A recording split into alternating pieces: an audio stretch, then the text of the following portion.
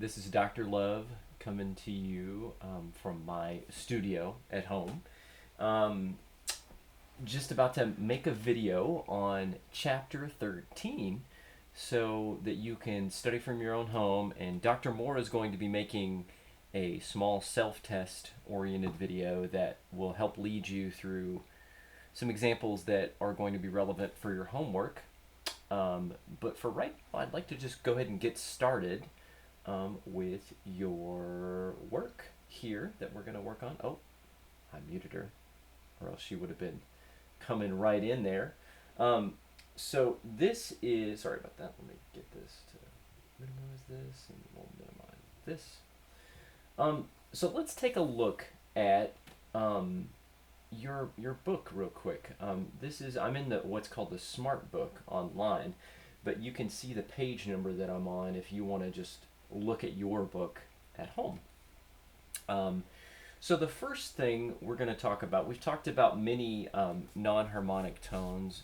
We've talked about the passing tone. We've talked about retardation, suspensions, and a couple others. But for right now, we're going to delve into the other ones that we haven't covered yet in class and in homework. And the first one that we're going to kind of look at more in depth is the appoggiatura. Here's a nice little definition for that if you'd like to see it. It's an accented non-chord tone that is approached by leap and resolved by step. Typically, though not always, appoggiaturas are accented, approached by ascending leap, and resolved by descending step. So what does that mean in layman's terms? Typically, not though not always. What that means is that sometimes appoggiaturas are going to be unaccented. It sometimes means they're going to be approached by a descending leap, which would mean that they would probably be resolved by an ascending step. And sometimes appoggiaturas, this is pretty rare, are approached by an ascending leap and resolved by a step upward. Doesn't happen very often, but it nevertheless happens. So what I'd like to do first is kind of jump down here and take a look at this first example that we have here. So I want you to notice that the strings are written in the key of D major here, and we've got our horn in F here. This is going to be a fifth above, and so in a sense, this is going to be written in A major. Okay, I want you to pay I want you to pay close attention to these notes that are in pink here. These are the kind of non-chord tone du jour, as it were. But this appoggiatura, you can see that it's kind of approached by a leap and resolved by a step in the opposite direction. And then here we go. This one's approached by another relatively small leap, and then it's resolved by motion stepwise in the opposite direction. Okay, so yeah, let's just take a quick listen to that before we get started. Here we go. Back here to the start. Example 13:1.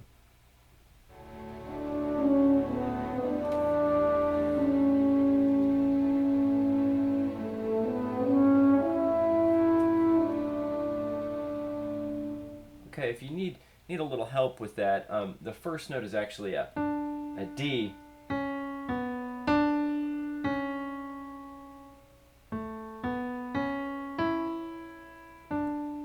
Okay, so what we see here, this E right here, which would be the concert pitch, is it's going to be actually a seventh above this note and resolved down to a sixth. So this is not a chord tone in a D major triad. So again, that's an E, a concert E right there. I'm right here. That's going to be an E. It's going to go down to the D. So again, an E, if I play the harmony that's written underneath, so you notice I'm playing the harmony that's written there. So we've got an E, and then we approach it by a leap. The The word appoggiatura in translation from Italian means to lean, and you can hear it really well in this excerpt. So let me play just this first little part here, resolving into this. So if we look here, the transposition for a horn is down a fifth, right? So again, this is going to be a D natural, right? And then that's going to go down to a C sharp here. So what is a D natural above a 5-4-3 chord in D major? Well, in D major, a 5-4-3 chord is going to look something like this, right? So we have, right? If we look at the way this is stacked, remember that a double bass is one octave below what's written there. So we've got down there, that E is one octave lower. And then we've got our cello part. And then that's a G in the viola. And then we've got an A in the violin 2 right there. Violin 1 and 2 actually. If we look here, we've got every note of the chord except for kind of the third, which we only get in the horn. It's really lovely writing here, folks. So let's take a listen to that. I'll play it for you just kind of in context with the pitches that are written. Here's the accompaniment. That's what's written in the strings. So we get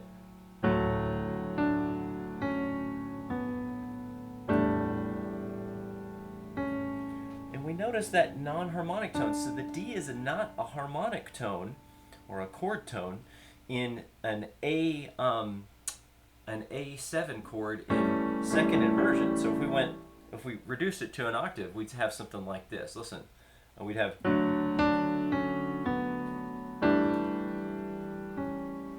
right? And see how we lean right there on that downbeat? It's a really beautiful example. I'd strongly recommend you take a listen to Tchaikovsky's Fifth Symphony, the second movement. It's absolutely gorgeous. Okay, so in your book, it refers next a little bit to example 12-17.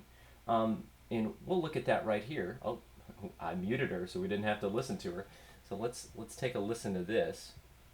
Example 12-17.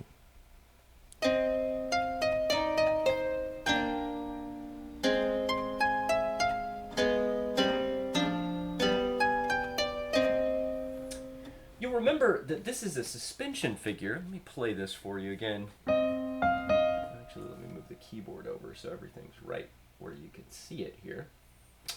Okay, so here's, sorry.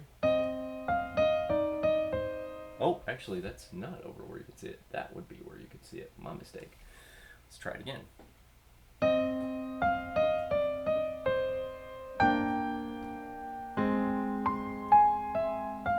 So that's really the point at which we are talking about first. So let's take a look at this. This is an appoggiatura right here.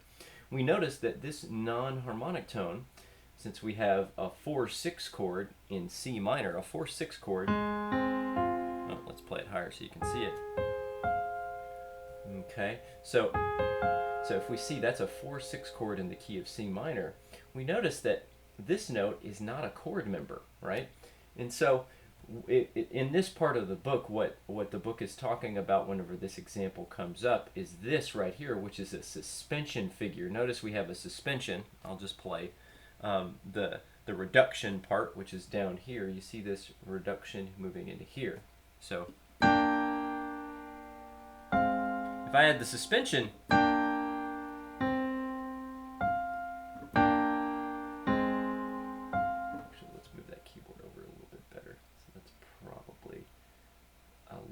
better, so let me play that again. Okay, so if we add a little figure to that suspension, we notice that what Bach wrote here is he jumped up to the fifth of the chord, and then the third of the chord, and then he decided to put an appoggiatura before we get back to a chord tone on beat 2 here. And these are, again, this is a figure that kind of embellishes a suspension, right? So if we just play the suspension by itself, I'll play it again. So, right? But if we add the figure to that suspension to further embellish it, right, we get, again, this appoggiatura that's right here. So it's an appoggiatura, again, because it's approached by a leap, and this is a leap downward in this case, and then it's resolved in the opposite direction by step. Okay, so now there's another little appoggiatura here. All right, this is not a suspension figure though. If I play starting right here, let me show you.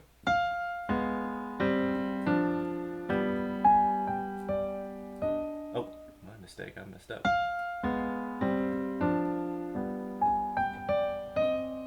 Okay, so we notice here this this A flat right here is not a member of this 5-7 chord. It's kind of a flatted ninth for those theory heads out there. But it's basically kind of this note that's just above where we want to get to, which is this G. And we approach it by a very small leap, right? And we resolve it down by step. So that's why that's an appoggiatura. Let's go back and keep on going here. So next we've got this Chopin Nocturne right here. Okay, so let's take a little listen to this. I'll play the example and keep it right here for now. Let's take a look. Example 13-2.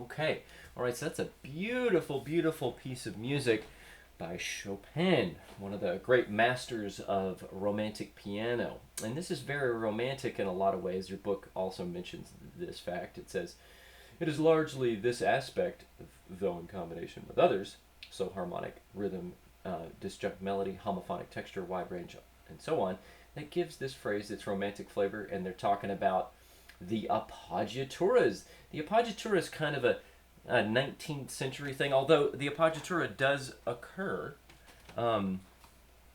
in classical era. It happens a lot more in the romantic era. So let's take a look at all this pink here to try to figure out what's going on. I'll help by playing a little bit of this for you. Okay, so let me move it to where my right hand is so you could see. So there we go. Okay, so check it out. Let's just play the right hand for now. The prevailing harmony here, I'll just play it right here, is it's just a D flat major chord, right?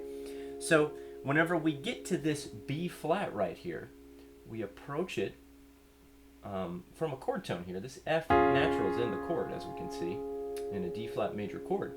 And we leap to it from that F, which is a chord member, and we leap up to it. So like...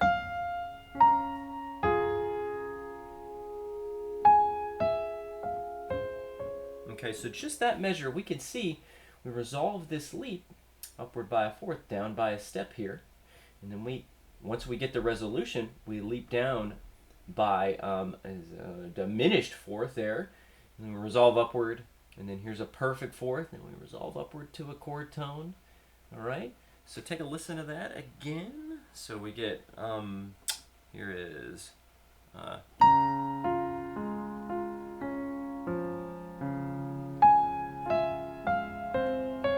Okay, and then the next measure, if we look, we get this 2-4-2 chord, and we put this A here and this A here in in parentheses, because what Chopin has done is he's put this as a non-harmonic tone in also the accompaniment part simultaneously. So we can see that he's made that choice here, and if we look, we continue the same chord here, this 2-4-2 chord. Again, a 2-4-2 chord would be something in the key of D flat major. So what's 2 in D flat major? We'd see, let's see, E flat would be 2, and then it would be this chord. And if it's 4-2, that means the 7th is in the bass there, okay, just like that. All right, so if we take it for just a moment and we put that as, we notice we don't have any B flats in this chord, right? We don't actually have the 5th of the chord. we've leapt down, and then we appoggiatura, as it were, up to the fifth of the chord in the next measure, okay? So we essentially get this whenever we get to measure 5, which is here. We get basically an elaborate version. So and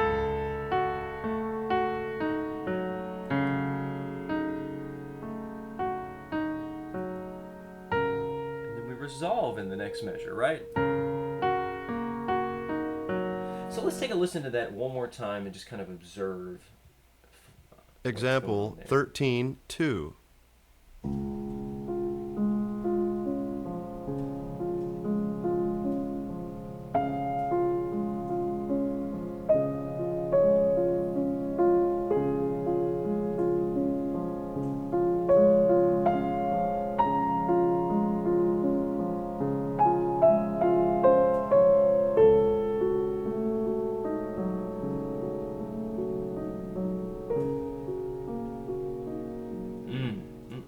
Just beautiful, beautiful music. Okay, so that's kind of what the book covers in terms of the appoggiatura. So let's move on now to escape tones. Okay, so we've seen these before. All right, so escape tone, here's just kind of a clean definition for you. Typically, unaccented, meaning it's not on an accented beat in the measure. Non-chord tone that is approached by a step and resolved by a leap in the opposite direction. Sometimes you get exceptions to these, folks, so don't be beholden hard and fast. Okay, so the first thing that your book refers to is an earlier example, and I have that here. I'll mute it again. So let's take a listen to this example right here. Example 12:3.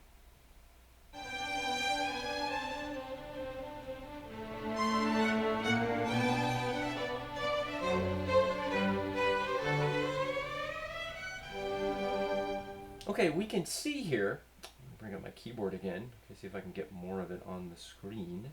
So I'm going to play these two parts here, right? I'm going to play starting in measure 59. You can see where the escape tone is right here, the very last 16th note of bar 59 and bar 60.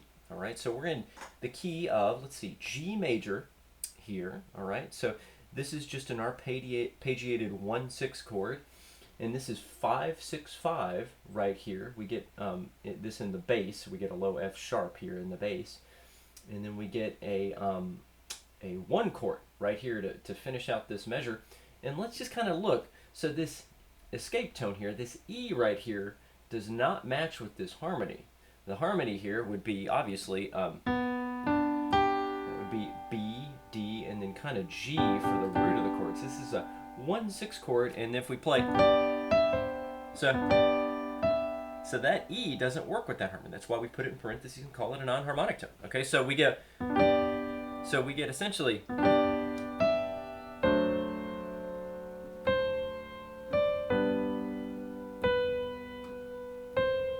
so that's not a member of that harmony either.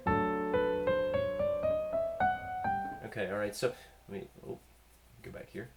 Let me make a little bit more of the, I think we can put, let me see here. Yeah, so I can put that all the way there. So let me try to play this here. So let me see.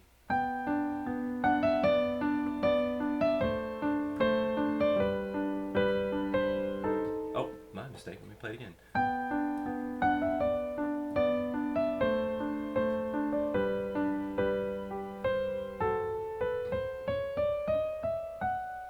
Okay, all right, so you can see it. I didn't play the bass part there, but you can see and hear that this E, again, is not a member of this prevailing harmony here. And you can see that whenever we get to this 1 chord, this C natural is not a member of the prevailing harmony here. And we approach it by a step, and we resolve it by a leap to a chord tone in the opposite direction. All right, so good. Hopefully that's nice and clear for you.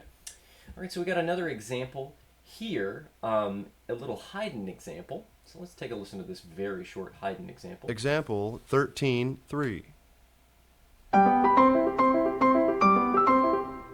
Very short. Okay, so we can hear here, if we look here, so if we can play, so we get,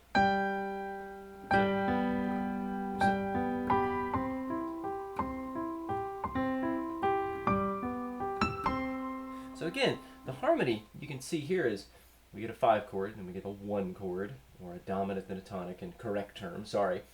Then here we get a dominant chord, but we have the 5th of this dominant chord, and this goes to kind of a note, kind of the 6th above the root here. This E is not a member of the harmony.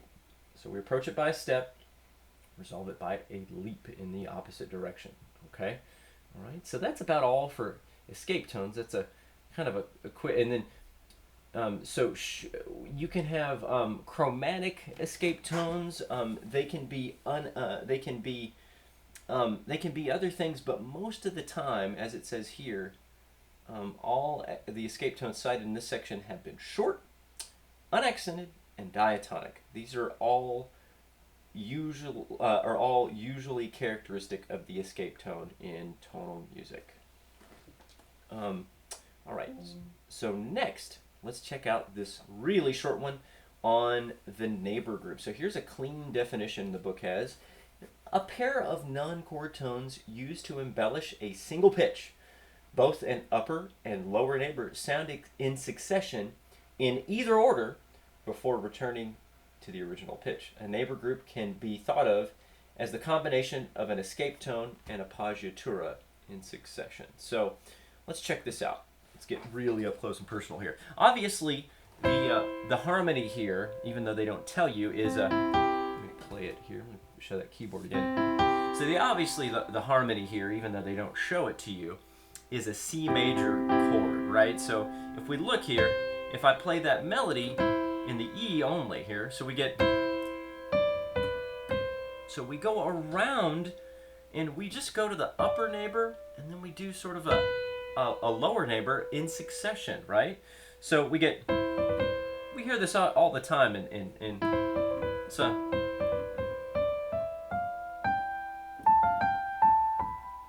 and so on and so forth like that. So you can either do it where you go to the upper one and then the lower one and come back to the original pitch, or you can do it where you go to the lower one and go to the upper one and come back. It's similar in ways to going just like it says right here. That's about all for the neighbor group. The neighbor group is really just, it looks exactly like that when it occurs, okay? So label that by, again, calling it just, the abbreviation is N.gr, okay?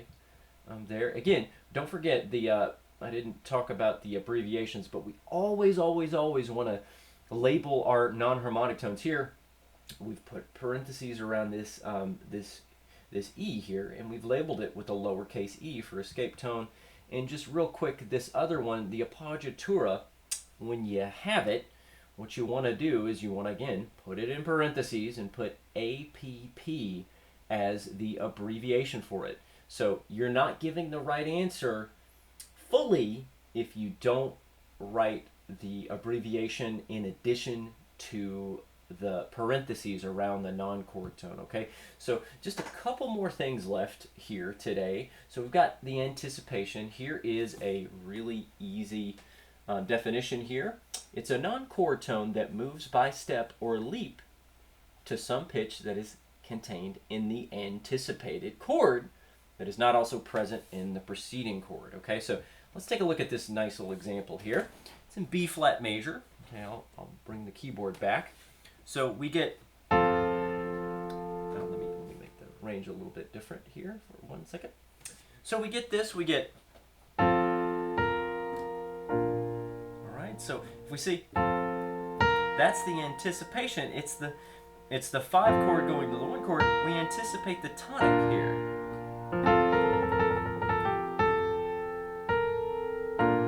Notice that, but here it's just written. All right. So here's another one that's possible too. It happens, right?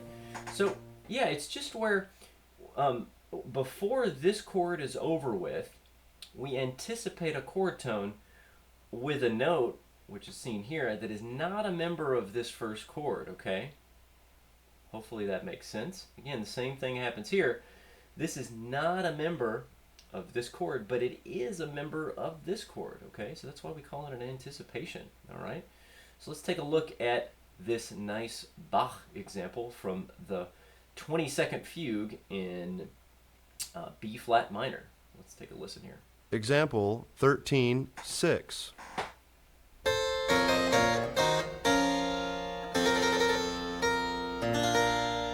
All right, so you see here the note in question here is this ANT, or anticipation, and I'm going to play right here to right here just to help again. So we get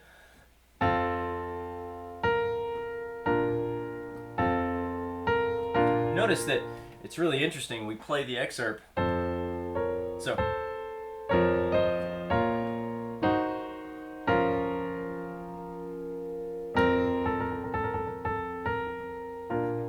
So we anticipate this chord here, and it's funny, this last chord, interestingly enough, is a major tonic chord when we're clearly in the minor here. This is called a Picardy third, which we'll discuss much later whenever we discuss mode mixture in the third semester. But nevertheless, this is a clear example of an anticipation. This is how an anticipation often happens in the Baroque era. It happens a lot in the classical era and the Romantic too. Less so in the Romantic. This often anticipations often happen in these eras, the classical and the Baroque, to anticipate a cadence at the end of a section. Okay, all right. So here's another sort of version of an anticipation, but anticipations are often sort of approached by a step, and they anticipate a chord, but they don't have to be approached by a step, as seen here. This is approached again by a step. Here, it's approached by a leap. All right, so let's hear this nice little, Morning Wanderer. Example 13-7.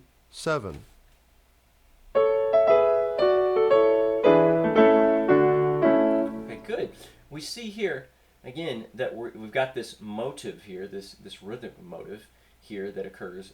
Ba ba da da da da, and we get it here, da da da, and then we get it again here, da da da, right? And to make that motive continue, what we've done here is that we have to leap a fourth and anticipate the tonic.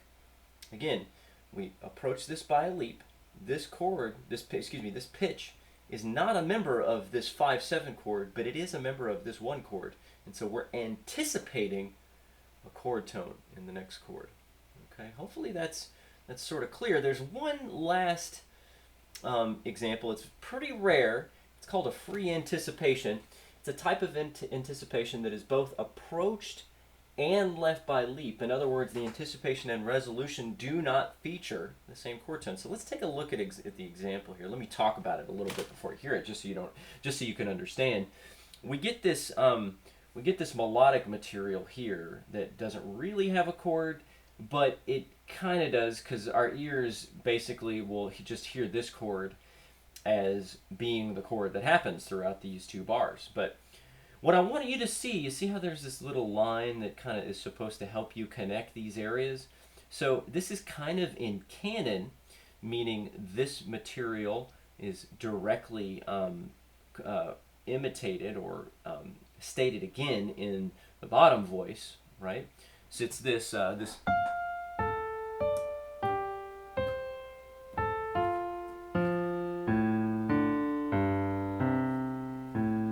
Okay, so whenever what Mozart wanted to do is he wanted this exact motive to happen right here, right? And so what happens here is he's harmonized this little melodic content. I'm going to play in this measure right here. So he's harmonized this melodic content. Okay, so what we do is we're anticipating this chord, but we're not anticipating the note that we actually get to. All right, so we are anticipating a note of the chord, and A is a note of this chord, but we're actually not anticipating the chord tone. And notice this really works mostly because what we get here is we get leaps in thirds that outline a tonic triad. You see that right there? See how that outlines a tonic triad? That's why that kind of works right there. Let's listen to that again, whole thing. Example 13-8.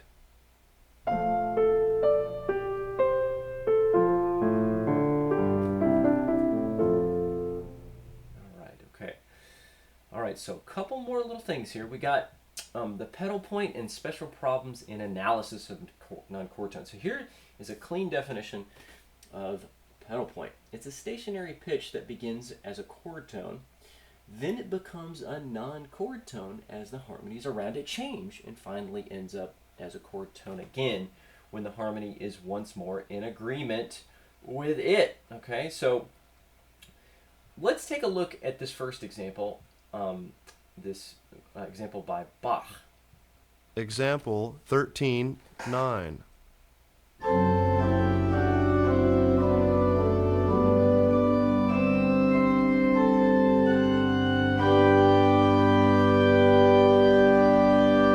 Okay, we can see here that we start off in this measure with a tonic triad in the key of G. All right, so here over this pedal we get a 4 chord. We could maybe call this a 4-6-4 chord and get away with it, right? It's really when we get here that grappling with what is happening over the harmony that we really have a hard time discussing it in relation to this pitch. So this G, as you heard, holds through all the way through this measure and into this measure, okay?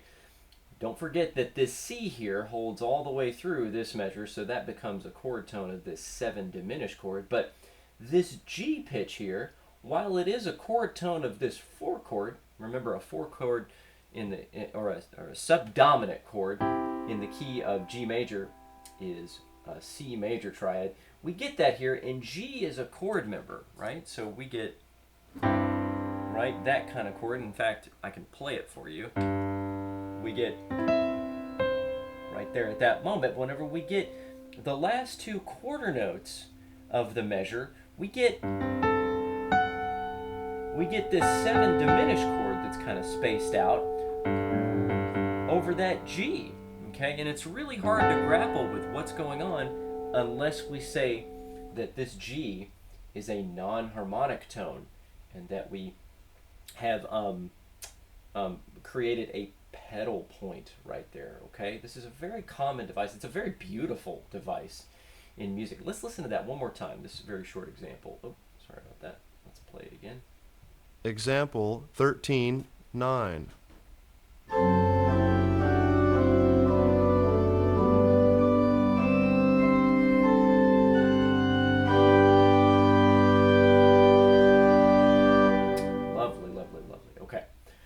So let's check out. So a point that I want to draw attention to is that you may have noticed that the inversions above the pedal point are not indicated. Okay, so again, we didn't put 4-6-4 here because we don't get back to 1, and it's really hard to talk about this chord if we think this is just a 4-6-4 chord. So here kind of seems like this 7 diminished chord might be in second inversion, right? Well, truth is, it's not, because this G is the lowest pitch that's sounding, so it's really hard to tell what it's in at all. So what we do is, instead of putting inversion symbols when we don't actually, whenever we get a case like this where it's really hard to explain this unless we call this a pedal point, what we do is we put everything in parentheses and we just label it in terms of whatever the chord is, okay? All right.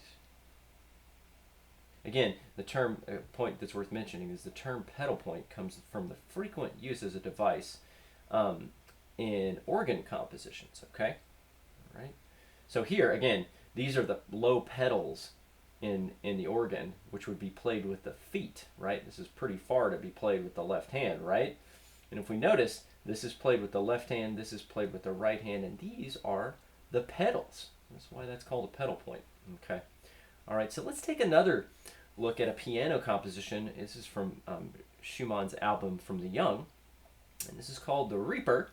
And I want to check out this pedal point, all right? So sometimes you can have more than one pitch as a pedal point. So let's take a listen. Example 13:10.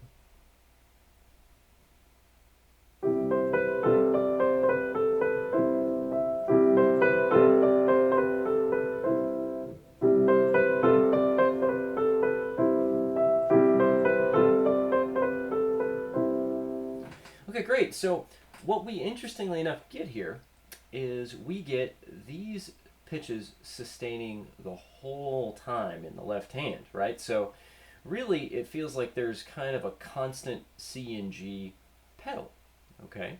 So we would put these in parentheses probably. The book doesn't put it there, but I would put those in parentheses.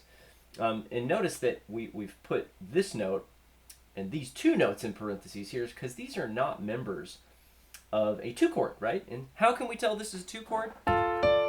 So if we take this motive here, right, that we begin with, and we move it up a step, right, then that really kind of looks like we're sort of making melodically importance out of that D, right? So this really does sound like a 2 chord, and then we get on the accented part of the measure a B here, and it resolves to a tonic. So this really kind of does seem like a 5/7 chord whenever we get here. Okay, so again, you can have 2 pitches as a pedal point if the harmony above changes. All right. Okay. So here's another example of a double pedal point in this Prout flute sonata. Example 13:11.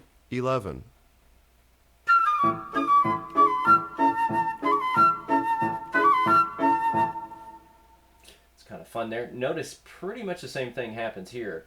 We get a 1 chord, then a 5/7, 1 chord, and 5/7, but we never change the pitches here for 5. So 5/7 does not include this A in it, right? See that? But we've put it in here regardless. We change the chord in the right hand, but we don't change it in the left hand. Okay, this is an example of a similar sort of double pedal point. Okay, and notice I want to also say that you can have a pedal point. For example, let me play something and just make something up here. So say I were to play. Let me put it on a C. So say I were to play something like this, right? I've got a first inversion C chord here, right? So say I were to play this C, and I were to sort of play some different chords below it.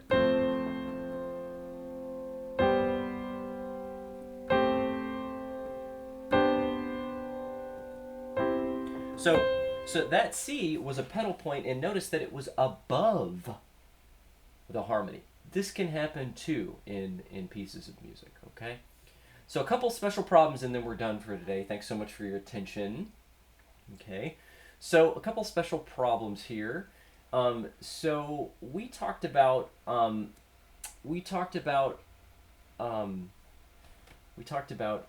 non-chord tones, and here what we get across here is we get some passing tones, but we get kind of 2 in a row here, right? We get a couple chromatic passing tones. We get an accented chromatic passing tone right here. We get another passing tone. We get a chain of them. Basically, we got to look at how all of these are approached and left, right? So what happens is we go through all 4 of these, 2 of them being chromatic. So remember, there's sort of diatonic, meaning they're in the key, which would be these 2, and these are chromatic. So these are chromatic, diatonic, chromatic, and diatonic, and these 2 we would consider sort of, since this is in 3/4, unaccented passing tones. This is an accented passing tone because it's right on the first beat. Remember, in 3/4 we kind of think that 1 2 3 1 2 3, or 2 and 3 are kind of the unaccented beats in the measure more so than the first. That's a debatable sort of gray term as well, by the way, so don't think of it as a hard and fast definition. But here, I'll play this one for you. So we get 2 3 2 3 1. That's kind of a reduction of what's going on over here, right? So notice the last thing we get here is A flat. First thing we get here is an E flat, and then that gets to this G. But let me play what this is right here. So okay. Hear that? Hear how we did that? All right, so let's check out. Let's take a listen in this. Oh, well, I guess we don't have that in a listening. So glad I played it for you. this next one, we can see kind of a lot of collection of chromatic passing tones, and it becomes kind of difficult to talk about this. You know, and it's really, so do we call this one a neighbor tone? It looks like we do because it goes back up, but do we call this a neighbor tone? Because it's like a, if we look at it, it's kind of like a neighbor tone to a chromatic passing tone right here. See, right? Similarly, so we could think of in this measure, this, oh yeah, this is actually, sorry, I got my wires crossed here for a second. So this is actually, if we go back up here, so if we look here, this is kind of a reduction in a sense of this, right? So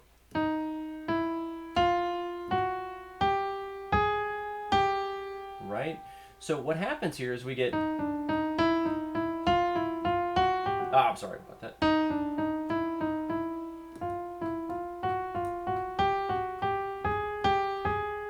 Ooh, that's a lot. Okay, so if I play it, the example, you start to hear it's really just going. Sorry. But if we put all this stuff in there,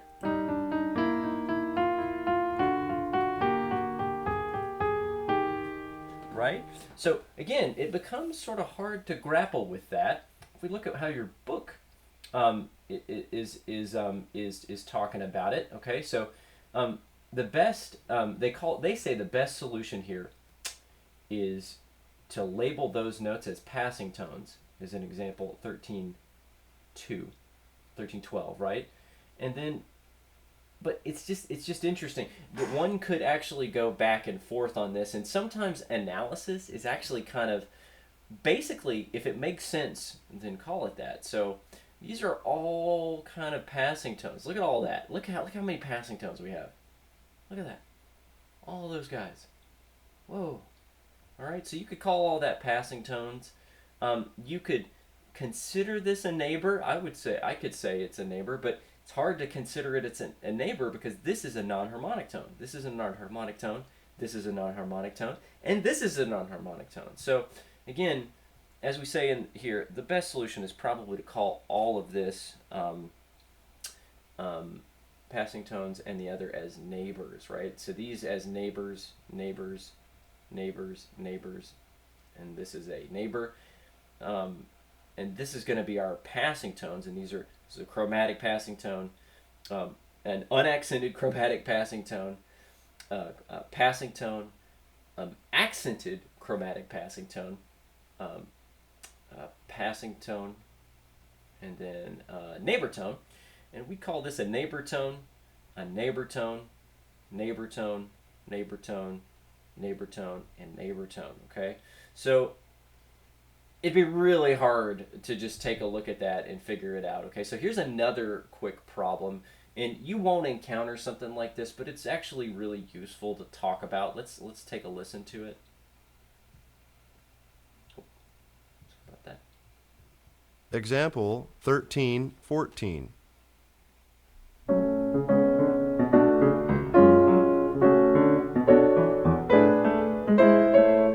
Okay, all right, so as the book says here, we sort of resolve to F sharp minor right here in the left hand, but it's not until right here that we resolve to F sharp minor in the right hand. Notice that the chords are sort of delayed. If we put this chord right here, look, it works.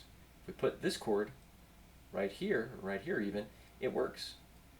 But right here is where we get resolution, and it's sort of delayed.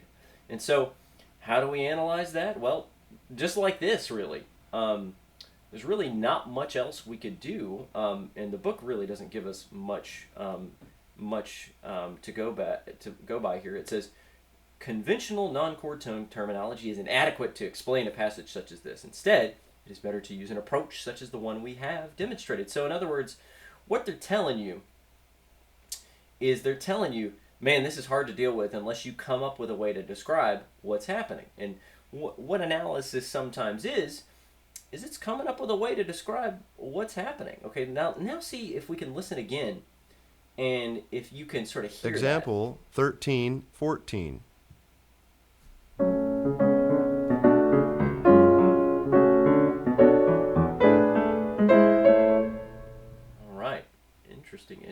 interesting, okay? So now, take a listen to what would happen if we lined it up together. Example 13:15.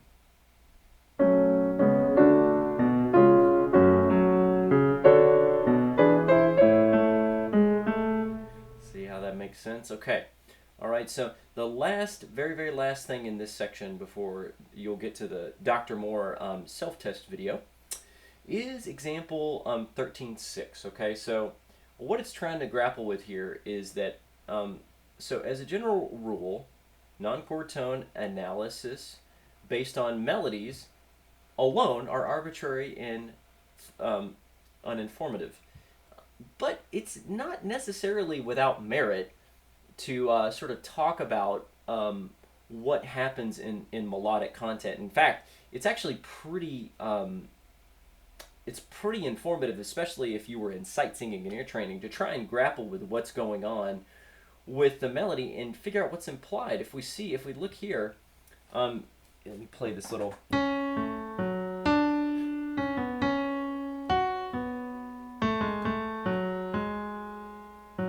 Right, so that's that line right there. But if we make a little textual reduction,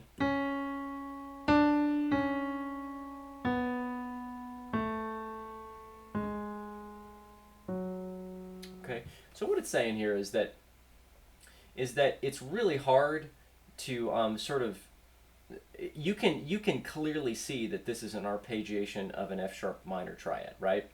Then we go to kind of a 4 chord. Makes sense right there. But could that be another chord? Sure. That could be what chord could it be? Could it be 7? Could it be let's see. Could it be a 7 diminished 7 chord? Of course it could be. It's hard to tell, right, until we see later. So again, we could play.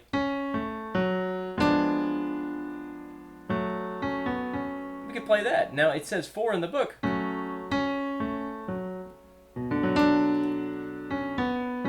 Right? So it's kind of hard to tell, okay? So sometimes you're going to have to go with your experience, and what would happen with something like this is later on in the fugue, Bach would treat the fugue harmonically because there would be more than one part playing at the same time, so you would be able to easily tell what is going on. So anyway, I hope this has all helped you to understand this material. We're going to have some homework assignments, and again, Dr. Moore is going to create a video that will help guide you through some of the examples and the self-tests that will get you there on the homework. And so I hope you guys are staying safe and taking care of yourselves. And as always, let me know if you got any questions, and I'll be sure to get right back to you and do the best I can in helping you. So I hope you have a great week. And again, send up a flare if you need anything. Talk to y'all later. Bye.